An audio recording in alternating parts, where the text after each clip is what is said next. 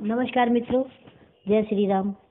इससे पहली वीडियो में हमने बताया कि महाकवि तुलसीदास, जो कि रामचरितमानस के रचयिता थे, उनका जन्म कहाँ हुआ, किस प्रकार वो जन्म के समय कैसे थे और किससे उनका विवाह कब हुआ और फिर किस तरह वो अध्यात्म की ओर मुड़ गए। तो ये वीडियो में हमने पहले बताया था। अब उससे आगे का पार्ट, जब तुलसीदास जी मानसरोवर पहुंचे और वहाँ उन्होंने काकभूषणी जी के दर्शन किए, उसके आगे की कथा मैं अब सुनाती हूँ। काशी में तुलसीदास जी राम कथा कहने लगे और वहाँ उन्हें एक दिन एक प्रेत मिला, जिसने उन्हें हनुमान जी का पता बतलाया। हनुमान जी से मिलकर तुलसीदास जी ने उनसे श्री रघुनाथ जी के दर्शन कराने की प्रार्थना की। तो हनुमान जी ने कहा कि तुम्हें चित्रकूट में ही रघुनाथ जी के दर्शन होंगे। इस पर तुलसीदास जी चित्रकूट की ओर चल पड़े और चित्रकूट पहुंचकर राम घाट पर उन्होंने अपना आसन जमा लिया। और एक दिन वे प्रदक्षिणा करने निकले तो मार्ग में उन्हें भगवान श्री राम के दर्शन हुए। उन्होंने देखा कि दो बड़े ही सुंदर राजकुमार, मन को मोहने वाले, घोड़ों पर सवार होकर हाथ में धनुष बाण लिए हुए हैं। एक गोरे और एक सांवले शरीर के, बड़ी ही मनमोहक छवि थी। तुलसीदास जी उन्हें देखकर मुग्ध हो गए, परंतु उन्हें पहचान न सके। पीछे से हनुमान जी ने आकर जब उन्हें सारा भेद बताया तो वो बहुत पश्चाताप करने लगे और हनुमान जी ने उन्हें सांत्वना दी और कहा कि प्रातःकाल फिर दर्शन होंगे। तो संवत 1607 की मौनी अमावस्या बुधवार के दिन उनके सामने भगवान श्री राम पुनः प्रकट हुए। उन्होंने बालक रूप में तुलसीदास जी से कहा कि बाबा, हमें भी चंदन दो। हनुमान जी ने सोचा कि वो कहीं इस बार भी तुलसीदास जी धोखा ना खा जाएं, इसलिए उन्होंने तोते का रूप धारण करके ये दोहा बोला कि चित्रकूट के घाट पर भई संतन की भीड़, तुलसीदास चंदन घिसे तिलक देत रघुवीर। तुलसीदास जी उस अद्भुत छवि को निहार रहे थे, शरीर की सुध बुध भूल गए थे। भगवान ने अपने हाथ से चंदन लेकर अपने और तुलसीदास जी के मस्तक पर लगाया और अंतर्ध्यान हो गए। संवत 1628 में ये हनुमान जी की आज्ञा से अयोध्या की ओर चल पड़े और उन दिनों प्रयाग में माघ का मेला लगा हुआ था। वहाँ कुछ दिन वो ठहरे और पर्व के छठे दिन, 6 दिन के बाद वे एक वट वृक्ष के नीचे आए और उन्हें भारद्वाज और याज्ञवल्क्य के मुनि के दर्शन हुए। वहाँ उस समय वही कथा हो रही थी जो उन्होंने सूकर क्षेत्र में अपने गुरु से सुनी थी। वहाँ से काशी चले आए और वहाँ प्रहलाद घाट पर एक ब्राह्मण के घर में निवास किया। वहाँ उनके अंदर कविता शक्ति का स्फुरण हुआ और वे संस्कृत में पद रचना करने लगे। परंतु होता क्या था कि वो दिन में जितने भी पद रचते थे, रात्रि में वो सब लुप्त हो जाते थे। ये घटना रोज घटने लगी। 8वें दिन तुलसीदास जी को स्वप्न आया कि भगवान शंकर ने उन्हें आदेश दिया कि तुम अपनी ही भाषा में काव्य रचना करो। एकदम चौंक कर तुलसीदास जी की नींद उचट गई और वो उठकर बैठ गए।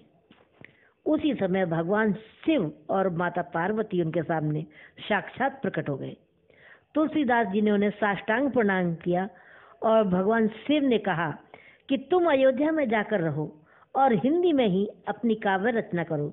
मेरे आशीर्वाद से तुम्हारी कविता सामवेद के समान फलवती होगी। इतना कहकर श्री गौरी शंकर अंतर्ध्यान हो गए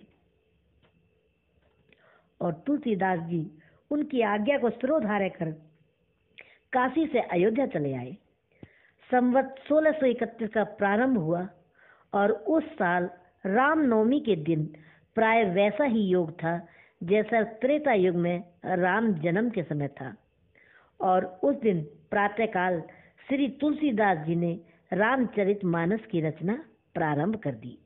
2 वर्ष 7 महीने 26 दिन में इस ग्रंथ की समाप्ति हुई, यानी रामचरितमानस ग्रंथ पूर्ण हुआ। और संवत 1633 के मार्गशीर्ष शुक्ल पक्ष में राम विवाह के दिन उसके 7 कांड पूरे हुए। इसके बाद भगवान की आज्ञा से तुलसीदास जी काशी चले आए। वहां उन्होंने भगवान विश्वनाथ और माता अन्नपूर्णा को रामचरितमानस सुनाया। रात को पुस्तक श्री विश्वनाथ जी के मंदिर में रख दी और जब सवेरे पट खोला गया तो उस पर लिखा हुआ पाया सत्यम शिवम सुंदरम, और नीचे भगवान शंकर की सही थी। उस समय उपस्थित लोगों ने सत्यम शिवम सुंदरम की आवाज कानों से भी सुनी थी। अब लोगों को बड़ा आश्चर्य हुआ और चारों तरफ उनकी चर्चा होने लगी। इधर पंडित लोग, जो मंदिर के पंडित लोग थे, जब उन्होंने ये बात सुनी तो उनके मन में ईर्ष्या उत्पन्न हुई। तुलसीदास से ईर्ष्या करने लगे और वे एक गुट बना लिया और वो पूरे गुट के साथ तुलसीदास जी की निंदा करने लगे और उस पुस्तक को भी नष्ट करने का प्रयत्न किया। उन्होंने पुस्तक चुराने के लिए 2 चोर भेजे तो चोरों ने जाकर देखते क्या है कि तुलसीदास जी की कुटिया के आसपास 2 वीर धनुष बाण हाथों में लिए हुए बड़े ही सुंदर श्याम और गोरे रंग के पहरा दे रहे हैं। उनके दर्शन से चोरों की बुद्धि भी शुद्ध हो गई। उन्होंने उसी समय से चोरी करना छोड़ दिया और उधर और भजन में लग गए। जब तुलसीदास जी ने अपने लिए भगवान को कष्ट हुआ जाना कि मेरे लिए भगवान स्वयं आए, तो कुटी का सारा सामान स्वयं अपने हाथों से लुटा दिया और पुस्तक अपने मित्र टोडरमल के यहाँ रख दी। इसके बाद उन्होंने एक दूसरी प्रति लिखी, तो उसी के आधार पर दूसरी प्रतिलिपियां तैयार हुई जो आज हम रामचरितमानस पढ़ते हैं। वो दूसरी पुस्तक के आधार पर है। पुस्तक का प्रचार दिन दिन बढ़ने लगा। इधर पंडितों ने कोई उपाय नहीं देखा। जब उनकी एक न चली तो श्री मधुसूदन सरस्वती जी को उस पुस्तक को देखने की प्रेरणा की। श्री मधुसूदन सरस्वती जी ने उसे देखकर बड़ी प्रसन्नता प्रकट की और उस पर यह सम्मति लिख दी।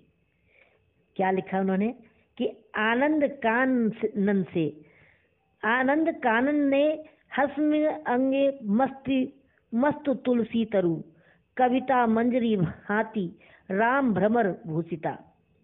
इस काशी रूपी आनंद वन में तुलसीदास चलता फिरता तुलसी का पौधा है। उसकी कविता रूपी मंजरी बड़ी ही सुंदर है, जिस पर श्री राम रूपी भौरा सदा मंडराया करता है। अब तो पंडितों की बोलती बंद हो गई, लेकिन पंडितों को इस पर भी संतोष नहीं हुआ और तब पुस्तक की परीक्षा का एक और उपाय उन्होंने सोचा कि भगवान विश्वनाथ के सामने सबसे ऊपर वेद, उनके नीचे शास्त्र, शास्त्रों के नीचे पुराण और सबसे नीचे रामचरितमानस को रख दिया और मंदिर के किवाड़ बंद कर दिए। प्रातःकाल जब मंदिर खोला गया तो लोगों ने देखा कि रामचरितमानस वेदों के ऊपर रखा हुआ है। अब तो पंडित लोग बड़े लज्जित हुए, तुलसीदास जी से क्षमा मांगी और उनके चरण स्पर्श किए। तुलसीदास जी अब 80 घाट पर रहने लगे और रात को एक दिन कलयुग मूर्त रूप धारण कर उनके पास आया और उन्हें त्रास देने लगा। गोस्वामी तुलसीदास जी ने श्री हनुमान जी का ध्यान किया। हनुमान जी ने उन्हें विनय के पद रचने के लिए कहा। इस पर गोस्वामी तुलसीदास जी ने विनय पत्रिका लिखी और भगवान के चरणों में से समर्पित कर दी। श्री राम ने उस पर अपने हस्ताक्षर कर दिए और तुलसीदास जी को निर्भय कर दिया। संवत 1680 में श्रावण कृष्ण तृतीया शनिवार को 80 घाट पर गोस्वामी तुलसीदास जी ने राम राम कहते हुए ही अपना शरीर त्याग दिया। तो मित्रों, ये था श्री गोस्वामी तुलसीदास जी का संक्षिप्त जीवन परिचय। तो आगे भी हम इसी प्रकार की कथा कहानियाँ लेकर आते रहेंगे। आप बस हमारा साथ यूँ ही बनाए रखें और हमारा उत्साह यूँ ही बनाए रखें और हमें कमेंट के माध्यम से हमारे साथ जुड़े रहें। नमस्कार, जय श्री राम।